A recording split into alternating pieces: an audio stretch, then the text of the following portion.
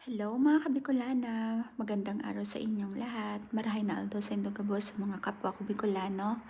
Thank you nga pala sa pag-support nyo sa vlog ko, lalong-lalo sa mga followers ko na hindi nagsasawang mag-like at mag-share ng video na to. At sana pag napanood nyo to, pakicomment naman kung saan nakakarating yung video ko at anong oras nyo napanood. Anyway, dahil naka-long vacation nga pala ako ngayong buwan ng November, so I have more time to myself nga pala. At dahil maganda na ang weather dito, araw-araw na kami nagwo-walking at talagang more on time talaga para sa sarili ko.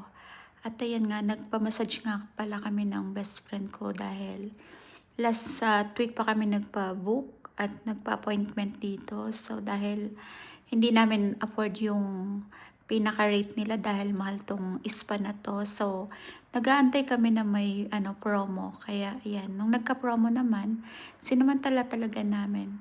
At nung pagkatapos namin magpa-massage, kumain nga pala kami ng dinner sa Arabic restaurant.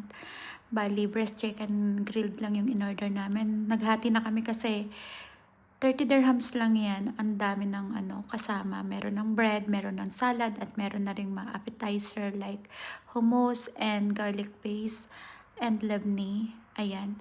So, sino ba naman ang hindi aayos sa Arabic food? Napaka-healthy at napakasarap talaga. At nung pagkatapos namin kumain, umuwi na rin kami. At habang nasa biyahe kami, habang nagdadrive yung best friend ko, nagkikwentuhan kami. Sabi niya, bakit hindi ka nagbay ng iPhone 17?